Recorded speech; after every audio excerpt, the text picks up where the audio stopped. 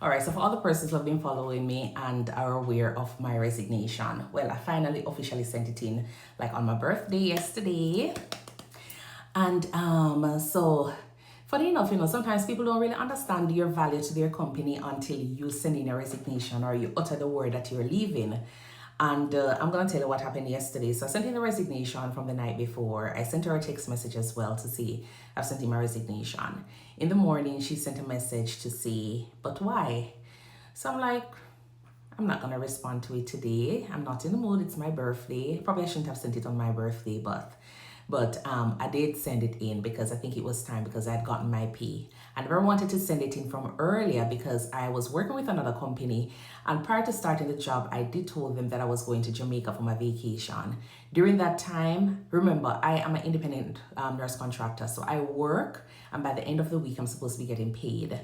At that time, as I say, weeks before starting the job, she was already aware of me going on vacation 1 month after I'd started, and we had made arrangements and everything.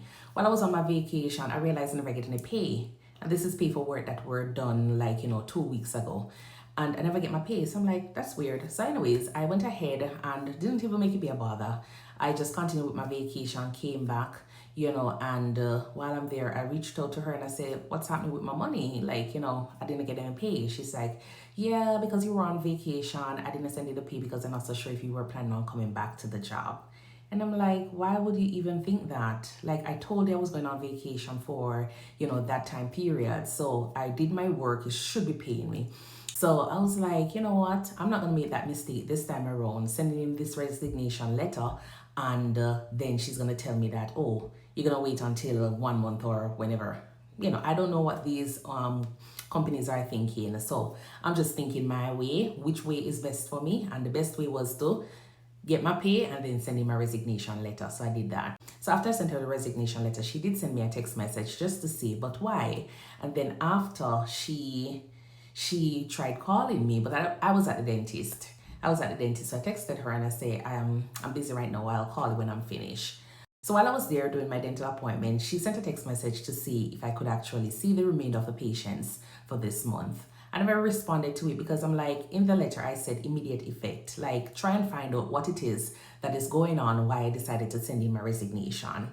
So probably about 2 hours later, I realized that my prescription, the collaborating physician that I signed up with, she discontinued the service with the person. So I'm like, that's just weird. She didn't even call me and find out, why I resigned. We're asking me to go ahead and see the patients. You don't know if probably you had said something, and you don't know if probably at that time when you reached out to me and we have a conversation on the phone, if I would have said yes to seeing the patients for the remainder of the month, even though I had given you immediate effect, which is the date of yesterday.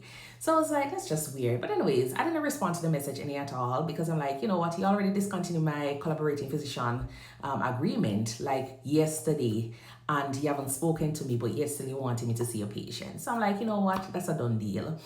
But, the long and short of it is that, sometimes you're working with companies and they take you for granted. A lot of times I feel as though, I'm working as a nurse practitioner for this company, and the persons in the office, they are the ones that are nurse practitioners. That's how I felt, because even though they were office staff, they were secretaries, schedulers, insurance rep, I think they had more authority when it comes on to the care of the patient. How? I don't know, but I don't let them overstep. You understand? I don't let them overstep. A lot of times they will call you and want to tell you that this is what you need to do and this is how you're going to do it. And sometimes I have to be asking, who is a trained nurse practitioner here? I would try to reach out to the owner to let her know that there are certain things that I'm not really happy about in terms of how the office is being operated, because I feel as though the nurse practitioners, they are not getting the opportunity to take care of their patient. You understand? It's like every single time you do something regarding patient management, or if they want something,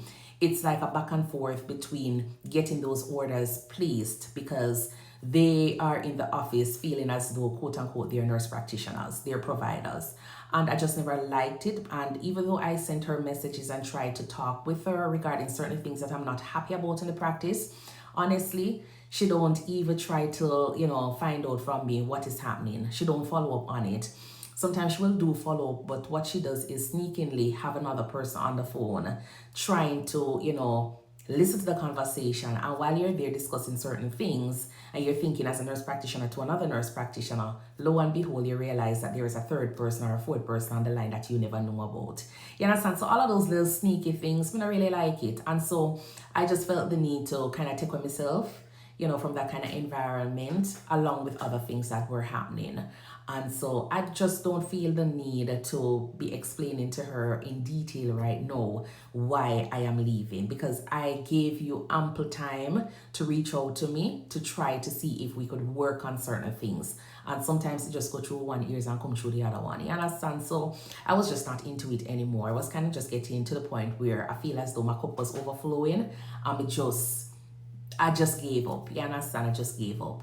And the other thing is, like, the last encounter I had, where that was like 3 months ago, she did send out a message to the group, and I was there explaining certain things, because as nurse practitioners, I think it would benefit everybody. But there were certain things that she wanted us to do, and I just thought it was like a lot. And I voiced my concerns in the group, and you know what she told me? She told me something not talking at the group.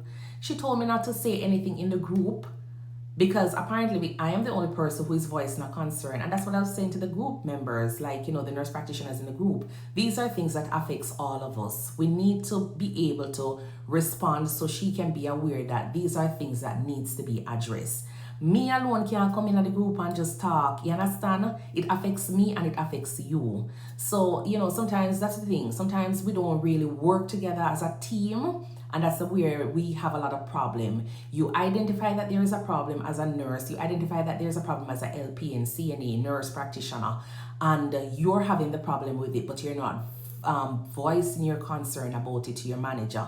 And then when one person do go ahead and say something regarding an issue that you're dealing with, but you just don't have the guts to talk about it, you don't want to speak up about it, you find out that the person who do go ahead and talk about it tend to seem like, the bad sheep, the bad apple, the bad person in the pack. You understand? And so that was just the situation that time. She said, Stacy, I don't want you to say anything in the group. So I said to her, respectfully, don't add me to any group if I'm not going to be able to respond, speak up about a problem that I am having, because that don't make no sense. It don't make no sense. You understand? It's not going to work for me like that.